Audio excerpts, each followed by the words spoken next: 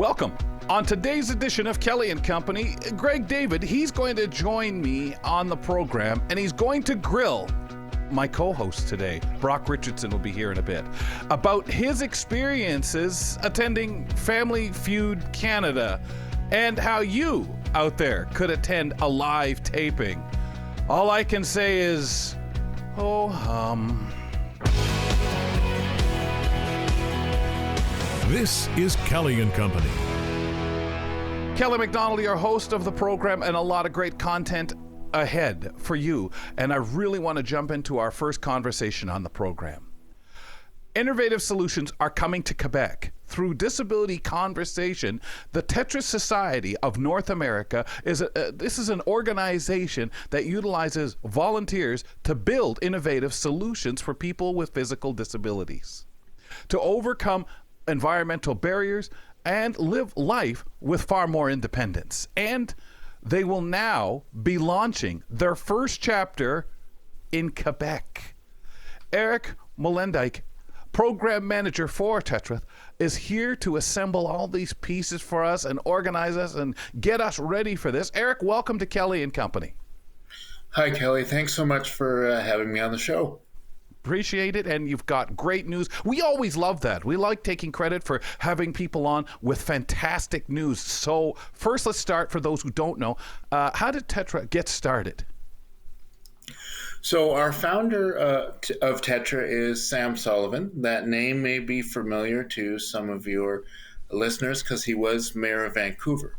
So, but before Sam was ever mayor, he was a 19-year-old enjoying the slopes of Vancouver, and unfortunately, he fell and broke his neck and became quadriplegic with limited, movement throughout his body, and certainly hand function and leg function. And after his accident, Sam realized there are a lot of barriers when you have a disability. There are a lot of things in the way, or a lot of things that we take for granted until you can't do them.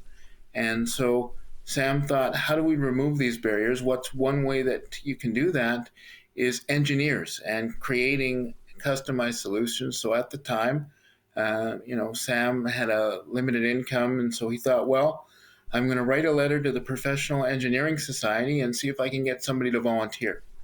And luckily for Sam and everybody else, somebody did volunteer. Our first volunteer, his name was Paul Chermak, and Sam and him met one-on-one. And one of Sam's challenges with limited hand function was, I can't open my fridge.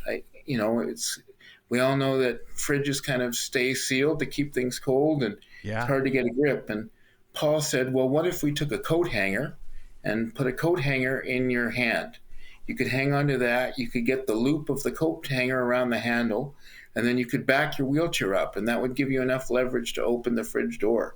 And so right there, Sam had access to the fridge, what meant access to food, and that was one barrier removed. And what Sam learned right away is two things. One is it doesn't have to be a fancy device as long as it works for you. The key is customization. And two, very early on, this is around 1987, Sam learned that if it benefited him, it could benefit other people. So now Tetra is in over 40 communities across the country. We have been a registered nonprofit since the early 90s.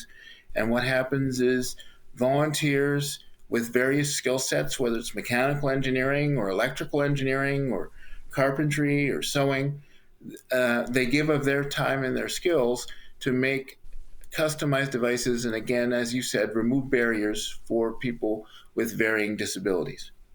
And I think it takes that person who may be involved in the disability community for the first time to say, hey, I didn't realize there's so many issues here, not just with my own situation, what I might need, how to do things. I don't know. Can someone tell me or come up with an idea and a solution? It's just to be bogged down with it and to know that this kind of simpler suggestion by someone with the right mindset could help so much is really wonderful. And all of us just need that other perspective sometime, or maybe even if we have that idea, to bring it forward. So with that being said, Eric, ideas that people may have, needing some help to execute it, or just not sure how to turn or what they can tell someone from Tetra, hey, could you help me solve this solution? What would you say, to your knowledge, a device or tool out there that's been made that you know has really impacted someone or an organization? Well, definitely, as we're doing today, communication is one of the keys that people need. So over the years, we've certainly seen a lot more requests for customized to be able to hold your iPads or your different tablets. As you can imagine, again, if somebody has limited hand function and you want to be able to communicate by screen or see a screen, but you get tired holding it. It could be because of arthritis or, again, because of a spinal cord injury. Then what our volunteers can do is make some type of holder that you can place the tablet in, or it works at a certain angle for you, so you can really focus on the communicating and not have to spend so much energy to hold a device. That's one. Certainly, over the years, we've made more projects for people who are about to become parents. So we have a series of modified cribs that have been made. And so we take a crib, we keep the structure of the crib safe and the same, but what happens is the bars of the crib are turned into bifold doors. Because if you can imagine, from a sitting position, it's really hard to reach up over the bars of the crib. So with the Tetra design, you can get your mobility device, whether it's a walker or a wheelchair, underneath the crib, because we raise the bottom of the crib so the parent can sit right in front of that. And then the crib, again, opens, like if you imagine pushing open doors of a saloon. So the crib now has a latch on it that the parent can lock, and you undo the latch and you open the bifold doors of the crib, and child and parent are face to face. So that's one of the devices. And I do want to emphasize that this is by donation, right? Our volunteers are giving of their time, so you're not going to pay any engineering fees. And every project that is made, we don't start building it until we receive the request from the individual with the need. So it is truly a collaboration. Our volunteers might know of engineering and different tools and techniques to build, but to get the input of the user and the input of the user's family and friends is paramount to a successful completion. So if you are getting something made, don't worry about cost, number one, and number two, you will have input into your own design. That's great. That is really great. Because one would think, hey, what serves me may serve others, as you mentioned, but there's a uniqueness factor that you have to take into account. So I'm glad you addressed that. Eric, before we run out of time, let's talk about the new chapter starting up in Quebec. Why particularly is this chapter so exciting? It's a place that, we're getting project requests from, and that Tetra hasn't been before. And I mean, Quebec is just a wonderful part of the country, the culture, and it gives Tetra a chance to expand and help more people.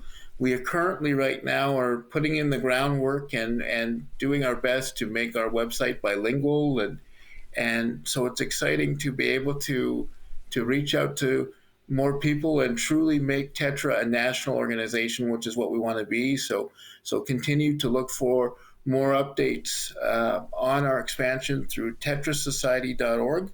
That's TETRA. Then the word society.org. That'll be our website, and we hope to be launching very early on here in 2025. Eric, you'll have to come back. It's been a pleasure, and we thank you, and Fedora's off to the whole organization for all the work people do and a lot of the thought and collaboration. Thank you. Well, thanks so much, Kelly, again, to be able to talk with you about this today. Really appreciate it. The human mind can come up with so many creative access solutions. We just have to work together. The Tetra Society of North America seems to have found that collaborative skill set, and we thank them, and we are so much better for that. Remember to check out our podcast from your podcast platform of choice. Please, while you're in there, if you would, give us a rating and review. And also, remember, you can find our content on YouTube. If you would subscribe to our YouTube page for Kelly and Company. I welcome in Brock Richardson, who joins me today on the show. We're going to really work this guy now for the next little while. Brock, welcome back. And what's been in the news that I know you guys addressed on the Neutral Zone podcast that people can as well subscribe to is what's happening with people's bronze medals, and even more if they were at the Paralympics or Olympics. Yes. So, if people don't know, the Paralympics concluded about 5 months ago. They concluded in September of 2024. And over that time, the company that made the medals for both the Olympics and Paralympics, they made 5,000 in total. And what we've learned is some of the medals have lost their shine. And so what it looks like is when you look at it, it kind of looks a little bit black and burnt, to be honest, in sections. And so the company has said, we're not releasing numbers of how many metals have been actually affected, but what they are saying is they're rectifying the problem, and over 100, as of this moment, have been replaced already. Wow. What a scary thing, Brock, to have happen. And I know these things happen. I'm sure this is not a first in the history of doing Olympics. The uniqueness of the medals, I know, lent itself to probably this too. But you made an interesting point when we were talking about this, that it's kind of tough because you got the medal hung around your neck. That's your medal. You probably took it home and, held it and let the light dance. Just so proud. And your family, people want to touch it. But now we got to replace it. So it almost seems like it's not the same one. Because it's not. Yeah, it's not. And because it has that sentimental value that you just cannot simply replace. And I think the big question that I can't find the answer to is whether or not people had to return the old medals that lost their shine. I would see no purpose in an athlete having to return the medals. Like, the company would have no purpose for them unless, as you and I talked about, unless they want to repurpose them. But I don't know why you would want to do that because of the sentimental value. So I hope that they're allowing people to keep the old medal but replace them with a new, shinier one, because that sentimental value you just simply cannot replace. Yeah, I mean, if you do guest speak somewhere, it's nice to take the new one, of course, the shiny one, and maybe you feel more comfortable with people handling that or touching it who don't really necessarily know the story or even care. This is an Olympic medal. Thank you, Brock. Appreciate it. Folks, you can eat. And way later in life, too, you can also say to your grandkids, this was the medal that I got originally that lost its shine. But in the moment, in public, you want to do the one that shines. I apologize, Kelly. Go ahead. That's okay. You put it away somewhere where people at least can walk by and see it. Email us at kellyco@ami.ca and call us at 1-866-509-4545. We'd love to hear from you, as we did with Philip the other day. Always like to hear your voice, and maybe we can play your message on the air. So do feel free to reach out to us. Ever attend a game show taping? Greg David, our communications specialist here at AMI, is here to talk to us, as he usually is, about everything to do with TV and entertainment. But today, surprise, surprise, he's turning the table on co-host Brock Richardson. Now, Brock has been attending tapings of CBC's Family Feud Canada for quite a while now. And Greg, of course, being curious, would like to know a little bit about Brock's experiences. Greg, the newest season of Family Feud Canada, hosted by comedian Jerry D, is currently airing on CBC weekdays at 7 p.m. Eastern and is available on CBC Gem. I'm going to hand it over to you. And what do you want to ask Brock first? Well, first of all, Brock, I'm always interested in learning about other people's experiences, whether it's a set visit where you get to watch the actors, do their job, or a game show. And with the popularity of Family Feud Canada, like what encouraged you to actually attend? Before we get into the nitty gritty, how long have you been going to tapings of Family Feud Canada, and what got you interested in doing it in the first place? Since the very beginning of Family Feud in season 1, which was 2019, I believe, if my math is correct, 2018, 2019, something like that. We went on the very last day of season 1, the taping, and how I found out about it was they were actually, in one of the commercials, they were asking people to come and be a part of the audience. So I just followed the link, and it said go to cbc.ca and look for dates. And I found the very last date, and within a couple of days, from applying for the tickets. I was told I could come, and the rest is history. So, you go to the CBC website. For people that are interested in doing this, and that's why I'm basically going to be asking you all these questions over the next few minutes, is to encourage Canadians to go and do this. Is how accessible, how easy was it to get the tickets online? Was it difficult? You mentioned you have to pick some dates. So, are there specific dates that you have to look for in the process? How does that work?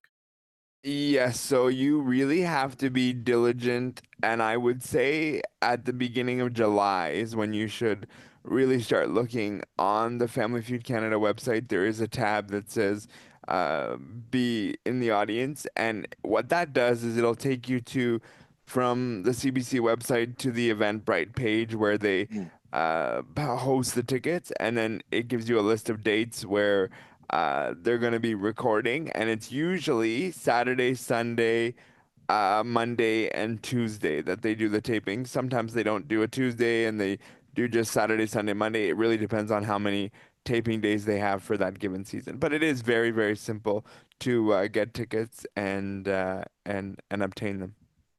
Yeah, and I guess you bring up a good point about, July, because even though we're watching the new episodes on CBC and CBC Gem now, these episodes are all taped well in advance. I mean, they're not taping them kind of the day of that you're watching them on CBC. And I'm glad to hear that they're using Eventbrite because as far as I know, it's fairly accessible. I don't want to speak for the blind and partially sighted community, but I do find it easy to use it myself as a sighted person. And we should mention though, Brock, that the tickets are free, right? You don't have to pay to be at the in the tapings themselves. Although, if you're coming from another part of the country or whatever, coming to Toronto, it's beholden to you to pay for your own transportation to Toronto and for parking and TTC and all that. But the tickets themselves are free, right? Correct. The tickets themselves are free. The parking, your own travel, your gas, all that you have to cover on your own. And there are people that come from various parts of Canada throughout the season to watch taping of Family Feud Canada. So it's a very cool experience. Yeah, I mean, whether you're just coming down for the day to attend tapings or you happen to be in Toronto for a vacation, I mean, that's a really fun thing to do. People talk about going to the CN Tower or to a Jays game or to a hockey game, but why not if the taping allows in the summer, so not Leafs. But if you're in Toronto anyway, for a vacation or the day of, you could potentially go to a taping. How long does a taping last, Brock? Like, are you usually watching one or two shows film in the course of the day? Like, what kind of a time commitment is it? So I have made really good connections with the people that run the audience team, obviously, being at over 200 episodes now through What? Okay. six All right. We'll seasons. get to Yeah, that in a second. Yeah. 6 seasons. But yeah, I actually go for the entire day. So for me, it's a whole day commitment, and they record 5 episodes from the span of 11 a.m. till 8 p.m. With a break in the middle. But it's a pretty long commitment. But normally people come for one section of the taping or the other, either morning or the afternoon. If it's the morning, it's 2 episodes, which is about a 3 hour recording time. And then in the afternoon, it's 3 episodes, which is about a 4.5 hour recording time. Wow. So what time, if you're there for the whole day, what time are you getting out? Around 7:30, 8 o'clock, something like that Okay. in the evening. Yeah. Okay. Okay. You mentioned the one break in between. Now, obviously, the question to me is, if you have to go to the washroom, is that a fairly easy process? Are there enough breaks in the taping that you can, put a hand up and say you need to take a break? Like, how does that work? Yeah, so for the morning tapings, they have one about the 20-minute break while they change over the families where people can go to the bathroom, refill their own water bottle if they need to do that. And then in the afternoon, they have 2 breaks because of the 3 tapings that occur. So yeah, it's very, very simple. They have a whole audience team. You just raise your hand and they pretty well accommodate you for what you need. And they do give you a granola bar during one of the breaks of the shows, and that's how they accommodate things. Okay, wait. So you're going and you're taking that time commitment and you're getting a granola bar and you bring your own water? Is that true, or do you get food other than that? No, so if you're just going as an audience member, you just get the granola bar and you have to come fed with yourself. Now, my attendants and we bring our lunch between the tapings, where they let us sit near a table, and we have food of our own, but it's our own food provided. I have not been able to get part of the production team to get their food. I would love to, because Pierre Poilievre wouldn't like that. No, that granola's fine. I was thinking that maybe you got something like pizza, but if it's a Canadian, it's a public broadcaster, I guess a granola bar is all you can expect. How accessible is the studio in the CBC building, Brock? As a wheelchair user, obviously you keep going back, so I'm assuming it's going to be accessible, but what is it like to get around as a wheelchair user at the CBC headquarters? Extremely accommodating. They take you through a wider door for the security. They bring you up the elevator, and then in the studio, they sit you behind about the fourth row, which is a wonderful view. You're on a raised platform, and it's a real great opportunity. Sometimes I get a bit worried about wires and cords, but they do a very good job if they know that you have accessibility needs to make sure that you get what you need. So I have never had a problem. I'm going to go a little bit behind the scenes, because again, I love that how the sausage is made, so to speak. So, you're sitting in your seats and you're watching, and, we see the finished product on TV. What's it like to be there in the studio? Is there a lot? How do they keep the energy up? What's Jerry D like as a host? Is there somebody out there that's making the crowd laugh when the cameras aren't rolling? What's that whole vibe like in the studio? Yes, so Jerry D actually does not do a lot of conversing with the audience themselves. They have a gentleman who is a audience warm-up guy. His name's Kyle Miller. He's fantastic. He's also the audience warm-up guy for Canada's Got Talent. He does a wonderful job in keeping everybody hyped, and he makes jokes based on the answers that people give. We play games, they give prizes, etc. It is a wonderful, wonderful experience. But Jerry D does make himself available for kids, taking pictures during breaks, but he doesn't tend to spend a lot of time with the audience. He does make an effort, though, at the end of the show to thank the audience for doing what they've done. But no, he focuses mainly on what his role is as host of Family Feud Canada. That's a long day for Jerry. That's a lot of work that he's got to do. Just to keep himself engaged as he's hosting the show. I've never made a TV show before, but the energy that's got to be expended to keep the energy up, right, Kelly? What it's all like day, right? Yeah. I'm sitting there thinking all day on that. And Brock, obviously you would love people to go out there. We know Greg David will be out there with you too, maybe next summer. But you would recommend this to anybody? 100%. If you want a morning and afternoon to go and do, Family Feud is the place to be in the summertime. I go to 4 or 5 tape days every time, and I love it. So I'm going to say this just to be a jerk, Greg, to Brock. I used to, as a kid, wanted to go to Price is Right, but I say that because we have to go, and that's the next subject Brock would love to talk about and be interviewed about when he gets that opportunity someday. Probably not 200 times. Greg, thank you kindly. Thank you. Greg David from our Marketing and Communications Department. Brock Richardson joining me on the program, co-hosting. He'll be back in a couple of weeks. And ladies and gentlemen, really thought that was a great conversation. Follow us on Instagram and Twitter at Kelly & Co AMI. On our next show, Vet Danielle Johnkind refreshes us on raw pet food and the emerging threat that avian influenza is now becoming and making for us. It's a risk factor for feeding that raw diet to pets. This has been in the news a lot lately. We talk about it on Monday. Now, get out of here, will ya? Thanks for tuning in to Kelly & Company. Follow us on all social media, and don't forget to like and subscribe to the channel for more.